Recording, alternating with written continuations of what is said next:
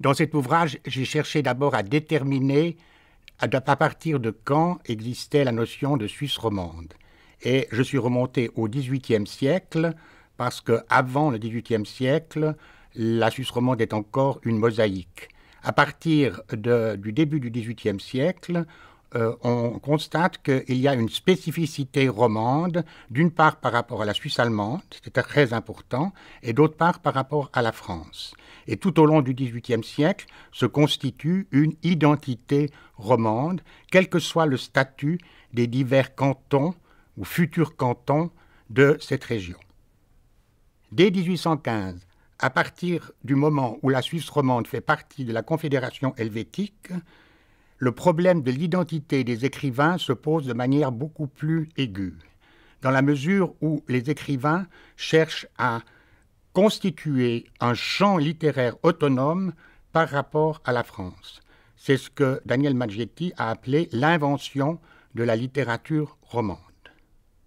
Tout au long du XXe siècle, chaque fois que la Suisse romande est confrontée à des événements de caractère international qui mettent en cause l'existence même de la Suisse, je pense aux deux guerres mondiales par exemple, et à leurs séquelles dans l'esprit des auteurs, chaque fois que se présentent ces mouvements, les auteurs sont confrontés au problème de leur identité. C'est le cas, par exemple, de Ramus pendant la Première Guerre mondiale.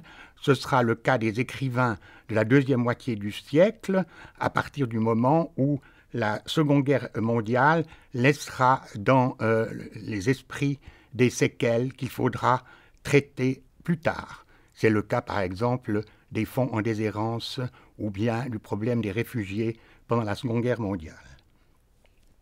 Au cours de mon enquête sur ce problème, j'ai constaté que les écrivains qui étaient souvent le plus ouverts sur le monde étaient en même temps très attachés à la Suisse. C'est le cas, par exemple, de Denis de Rougemont, l'Européen, qui écrit « La Suisse ou l'histoire d'un peuple heureux ». C'est le cas aussi de Nicolas Bouvier, le grand écrivain voyageur, qui revendique ses racines genevoises. C'est aussi, pour finir, le cas de Jean Starobinski, qui, étant un des plus grands critiques littéraires et culturels de notre temps, a en même temps cherché à affirmer son appartenance à la cité de Genève, à l'esprit de Genève et à ses relations avec la Suisse. Actuellement, les jeunes auteurs peut-être ne se préoccupent plus tellement de cette question.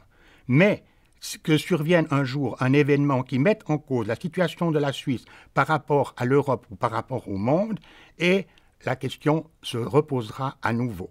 Et je pense qu'il est intéressant pour les lecteurs de constater quelle a été la réponse à la question identitaire tout au long de notre histoire au cours de ces 3 derniers siècles, depuis Rousseau à Benjamin Constant, de Madame de Staël à Vinet, de Vinet à Ramus et finalement à des écrivains actuels comme Jacques Chessé ou Étienne Barillier.